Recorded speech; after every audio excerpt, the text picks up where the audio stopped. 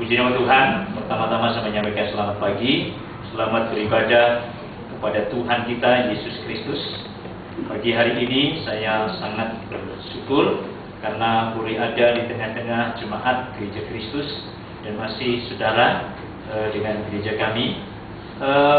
Saya memang sebelum berkecimpung di dalam pelayanan, saya seorang hamba Tuhan, secara fisik tidak sama dengan saudara dan seperti rekan saya yang saat ini melayani jemaat di tempat ini, yaitu Pendeta Denny Holden. Saya berteman ketika beliau belum masuk sekolah teologi. Saya sudah berkecimpung dalam pelayanan persekutuan Okimene di kota Jakarta ini, dan saya dari tahun 78 adalah terdaftar di gereja GKI Jabar Cawang. Jadi kalau bicara sebagai GKI, wah ini saya teringat lagi gereja kami ya yang lama. Ya, jadi pendeta ini katakan masih saudara. Ya, saya sudah banyak mendengar gereja Kristus Ketapang memang sangat diberkati, dan ini merupakan posnya GKI gereja Kristus Ketapang.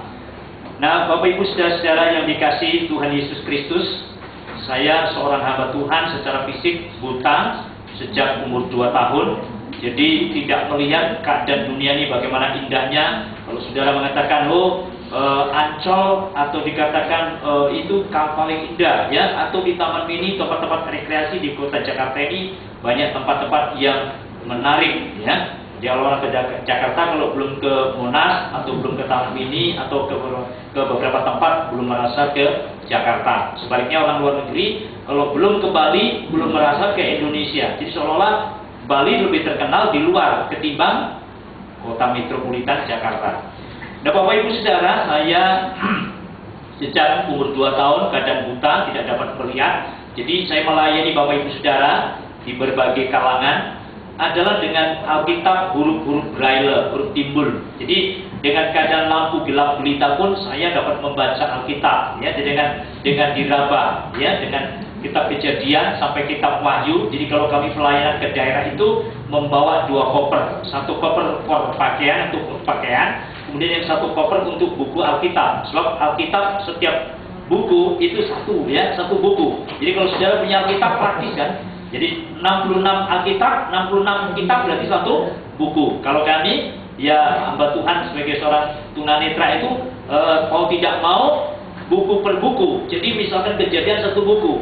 Ya, seperti Matius, ya 1 buku. Ya, itulah saudara, tapi saya bersyukur dengan huruf-huruf itu pun saya bersyukur ketimbang hanya mendengar, jadi bisa membaca dengan sendirinya, bisa melihat betapa indahnya, betapa mulianya, betapa baiknya Tuhan itu kepada saya. Jadi walaupun dalam keadaan buta, secara manusia saudara-saudara putus asa, kecewa. 1974 sempat saya ingin bunuh diri karena hidup 1 kali saja kok tidak bisa melihat, tidak bisa menikmati dunia ini. Jadi sepertinya saya berontak, Tuhan kejam, Tuhan tidak adil. Tetapi setelah baca firman Tuhan, mendapatkan Alkitab huruf-huruf Braille dari Lembaga Alkitab Indonesia di Salemba pada saat itu. Kami punya ketua remaja, jadi saya teringat kalau ada tunas remaja tadi, saya kembali teringat semua, ada nostalgia teringat. Jadi ketua kami remaja pada saat itu di GKI Cawang mengusulkan Alkitab huruf-huruf Braille karena beliau kerja di Lembaga Alkitab Indonesia di Salemba. Jadi di situ saya bagaikan mendapat berkat mobil baby band ya, karena Alkitab ini firman Allah yang hidup, yang ajaib, yang luar biasa, yang juga mampu mencelikan mata hati saya. Mata jasmani tidak berfungsi, tetapi yang penting hati, saudara. Jadi Bapak Ibu Saudara, banyak orang melihat melotot, tetapi hatinya banyak yang buta, dibutakan oleh dosa, dibutakan oleh bermacam-macam kejahatan-kejahatan di dunia ini. Nah, puji Tuhan. Jadi saya sudah berkecimpung dalam pelayanan sebagai seorang penginjil kurang lebih 30 tahun. Sudah ada sepertiga Indonesia ini dijelajahi, baik ke Bali, baik ke Nusa Tenggara Barat, Lombok, bahkan di Kalimantan. Dan dalam minggu-minggu ini saudara, ini juga sudah berikan seorang pendamping. Ini istri saudara, dikira orang lain lagi, dikira siapa ini saudara ya. Jadi ini pendamping, jadi juga tidak kalah penting kan, apalagi Bapak Ibu dan anak-anak muda, jangan putus asa. Pasti sekali waktu Anda juga akan diberikan penolong yang sepadan, yang seiman dan yang beriman. Sedangkan orang buta saja diberikan seorang penolong yang lengkap, yang sempurna. Walaupun Pak Yohanes tidak sempurna, istrinya sempurna, bisa banyak membantu ya dalam pelayanan.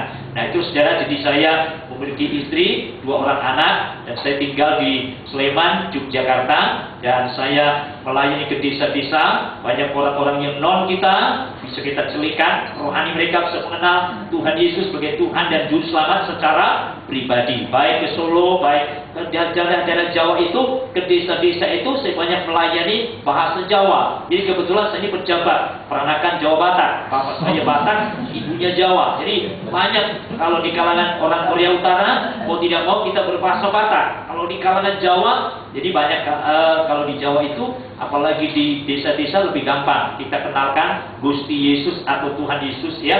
Jadi banyak saudara, maka tidak heran kalau orang jilbab juga ada di kita ya. Dia juga mengenal Tuhan Yesus sebagai Tuhan dan Juru Selamat secara pribadi. Jadi saya melayani saudara dengan pakai huruf-huruf Braille, dan kami minta dukung doa, dan saudara walaupun secara fisik itu tidak menjadi penghalang, tidak menjadi penghambat, tapi terus Roh Kudus ya terus berkobar, terus melayani, jadi tidak mengenal Tuhan Yesus supaya mengenal Tuhan Yesus. Jadi dalam minggu-minggu ini kami ada kurang lebih 2 bulan rencana untuk diundang untuk mengadakan KKR di Gereja Masih Injili Minahasa, atau di sana dikatakan Gemim ya, Gereja Masih Injili Minahasa. Jadi rencana juga akan ke Sangir ya, rencana ke Pulau Sangir, kemudian ke Talaut, ke Siau, Tagulandang, dan beberapa pulau-pulau di Sulawesi ya. Jadi dengan modal semangat, kami tidak punya apa-apa, tapi semangat dan Roh Kudus akan berikan ya. Jadi kalau namanya ya Tuhan itu sudah berikan apa saja, maka kita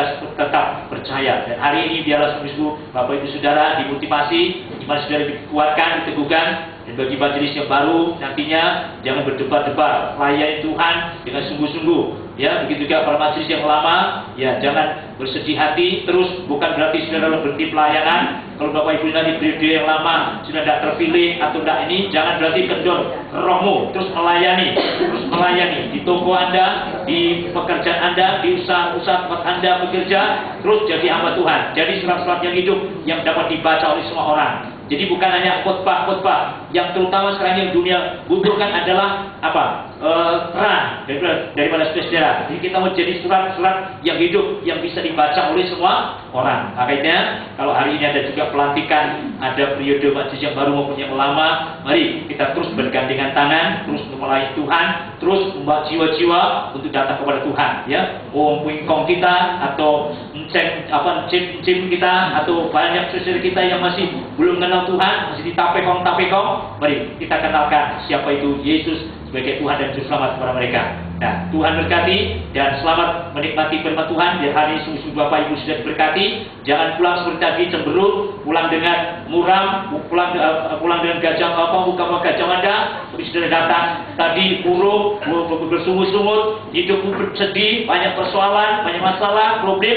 Saya harap kita semua pulang sebentar belum membawa kekuatan, mau berkat, mau penghiburan, mau pengharapan, walaupun oma-oma atau cim-cim, cek-cek atau engkong yang sudah tua sekalipun, seperti dikatakan tadi, semangatmu terus-menerus menyala ya, layani Tuhan.